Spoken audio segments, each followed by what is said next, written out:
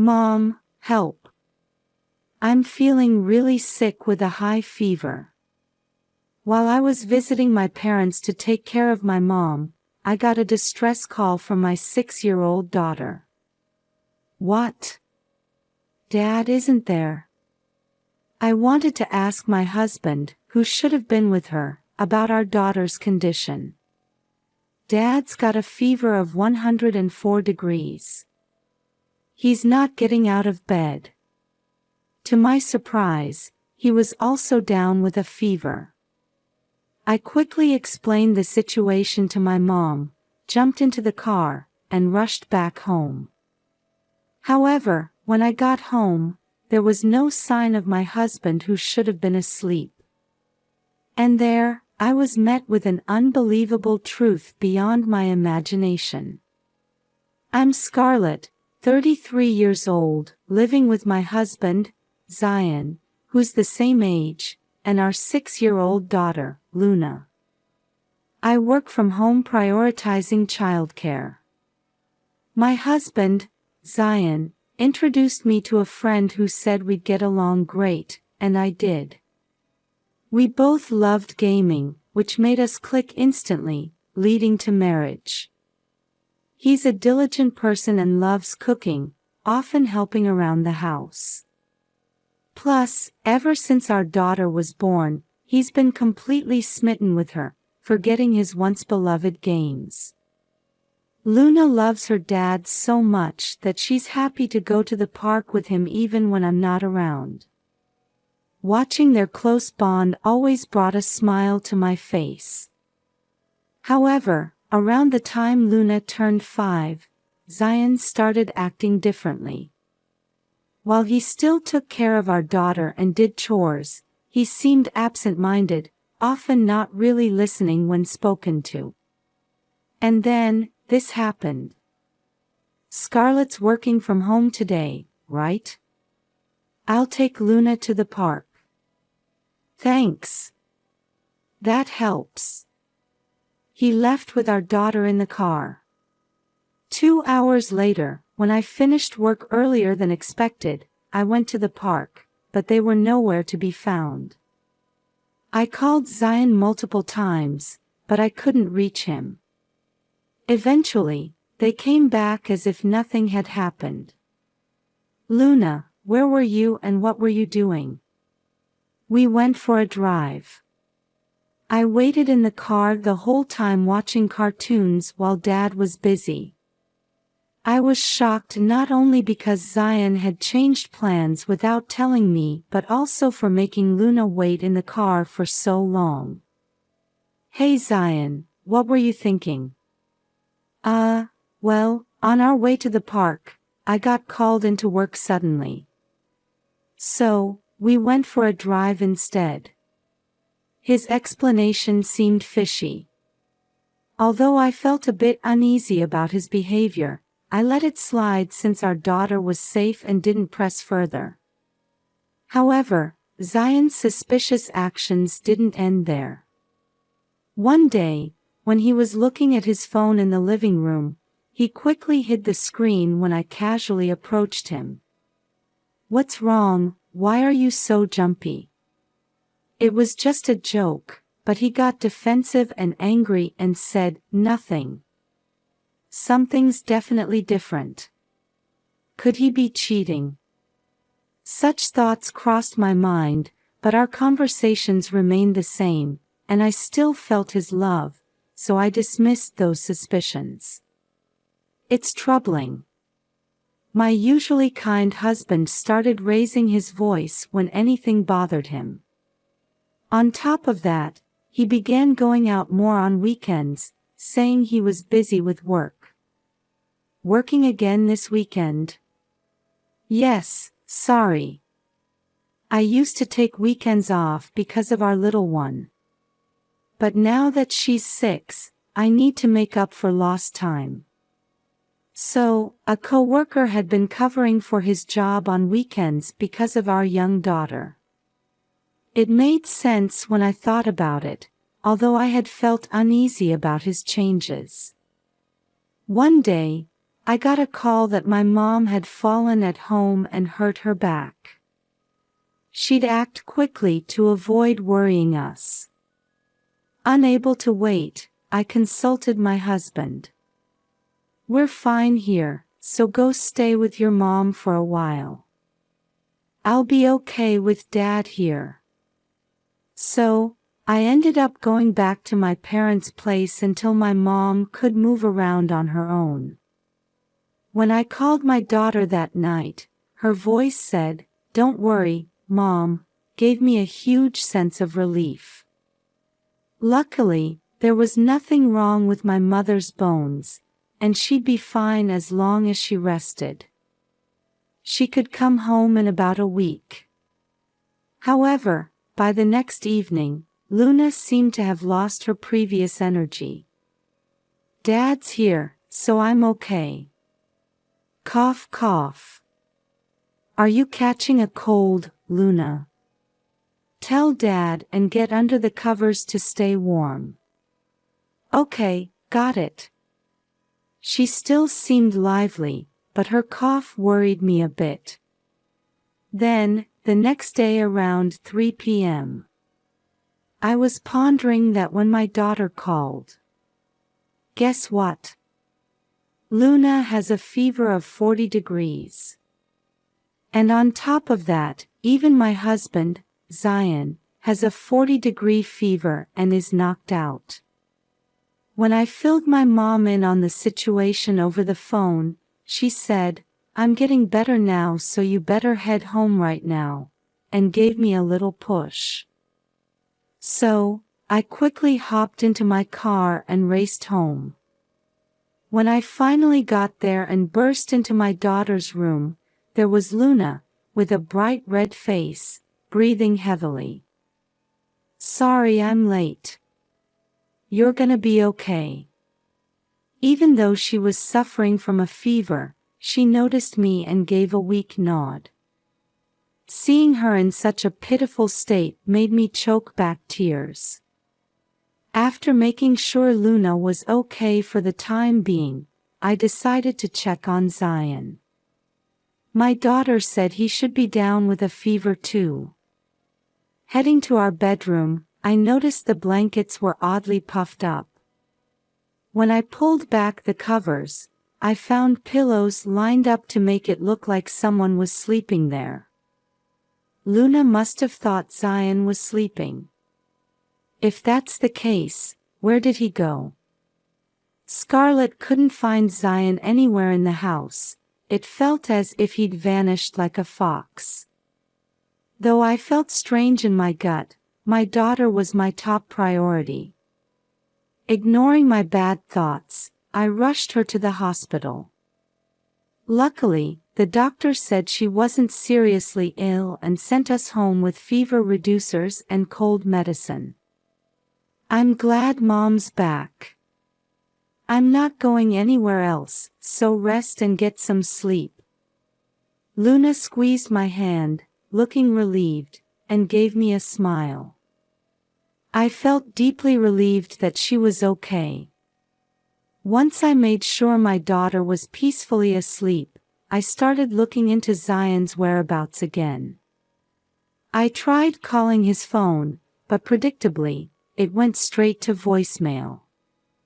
While searching his room for clues, I found a piece of paper tossed carelessly aside. It was a bank statement showing he'd withdrawn roughly $5,000. What's this? Isn't he using this for online gaming? Worse, that account was meant to save money for our daughter's future. Half of the withdrawn amount had been paid to a gaming company. I was shocked he'd dip into our child's savings for his hobby, and leaving our sick daughter behind was unforgivable. And what did he use the other half of the $5,000 for? I opened Zion's computer to find he'd been playing online slots. Could he have started gambling real money after getting bored with online gaming? As I pondered this unexpected turn of events, a memory flashed in my mind. The next morning, I decided to ask my daughter, who was feeling better. "Hey, was this the kind of place you went on a drive with Daddy?" I quickly showed her a sign with the words on it. Yes. It said casino. Just as I suspected. I remembered my daughter saying, "Pa, Chi, I forgot," when Zion took her to the park for a drive.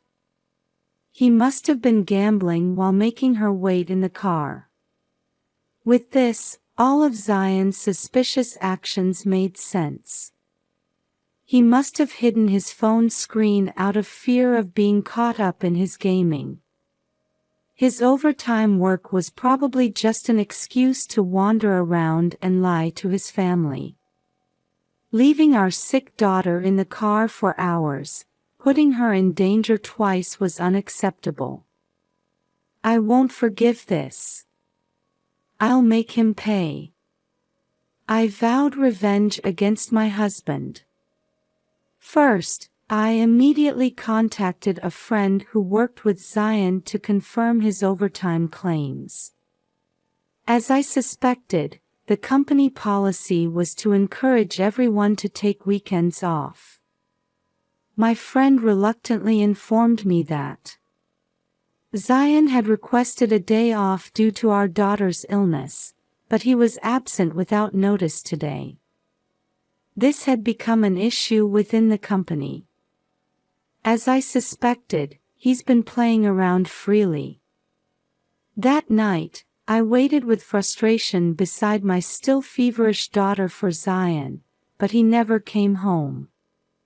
Searching further, I found several loan cards from consumer finance companies in Zion's suit pocket. Unbelievable. He's not only drained our daughter's savings, but he's also in debt. My trust in Zion hit rock bottom, and my anger was unstoppable. Unaware of all this, Zion came home cheerfully that night. He said cheerfully, "Hey Luna, it's Daddy," and came into the living room. And he was surprised to see me. I wanted to confront him right then and there, but I didn't want my daughter to see me like that, so I forced myself to stay calm. "My mother is fine now, so I'm back." He visibly relaxed at my gentle tone. "Ha, I know everything. You'll see soon." I put my daughter to bed as usual and returned to the living room where Zion was lounging on the couch, watching TV. Seeing him, my frustration peaked, and I approached him, standing firm. "Where were you, leaving Luna suffering with a high fever?" I spoke as if my voice was chillingly low and reflecting my emotions. Zion seemed taken aback by my intensity, almost slipping off the sofa. Though he seemed intent on playing it cool, I wasn't having any of it. "What were you thinking? What if something happened to Luna? Kids get fevers, it's normal. Why are you making such a fuss?" He was upset that he didn't try to butter up, and his lack of concern only fueled my anger further. Then there's no need for restraint on my end either. This is the beginning of a serious investigation. What's this all about? I slammed the bank statement in front of him, questioning what he spent such a large sum on, and he clearly didn't like it. "It's just some fun money. Besides, it's money I earned, so what's the problem? That was money we've been saving bit by bit for Luna's future. Give it back now." "I don't care about that. We'll just save up again." Even mentioning our daughter didn't bring any remorse from him. So, I gave him my next card. "And what's this? You borrowed money, didn't you?" My husband, presented with a consumer finance card, continued to sweat profusely but didn't back down. Just borrowed a little. I'll pay it back soon. I kept pressing, but he wouldn't confess, so I decided to cut to the chase. I've heard from someone who's seen you at the arcade or casino parlors. I know you've been hanging out there. Clearly, he hadn't expected to be found out. His eyes started to dart around. And I've heard you've been taking weekends off too. You've deceived me. Accused like that, he seemed at a loss for words and clicked his tongue in annoyance. At this point, any affection or sympathy I had for him was completely gone. I can't be with you anymore. Let's get a divorce. Fine, whatever, we can divorce. Zion agreed to the divorce without much fuss, saying, "Bring it on." So, the divorce is finalized. Oh, by the way, didn't you skip work without permission yesterday? How did you know? It was just one time. Skipping work and goofing off. The company knows all about it. You can't get away with bad behavior. With that, his face turned pale in an instant. And not taking care of our sick daughter. I've reported that to your company too. Suddenly, his confident demeanor disappeared, replaced by tears as he clung to me. Can't you tell them it was a mistake? Please. At this point, his audacity to ask for help was just too much. I looked down at him coldly, and he shamelessly started to kneel. Please, don't divorce me. I'll quit gambling and gaming. I'll stop hanging out. I can't be with someone who risks our child's life not once, but twice. Don't say that. Even though he pleaded, I felt disgusted. I looked straight at him and said firmly, "We're definitely getting a divorce. And I'll be asking for substantial compensation, so brace yourself. That's not fair." Realizing there was no turning back from my determination, he broke down in tears. A month later, the divorce was finalized, and I claimed $35,000 in damages, including the depleted savings intended for Luna. Zion left his job because word got out about him leaving our sick child to go out and play. It was also discovered he had $3 million in debts from consumer loans. Now, I've heard he's working day and night in manual labor to repay his debts and compensation. Luna and I started anew near my parents' place. Her smiles are more frequent now, and I truly believe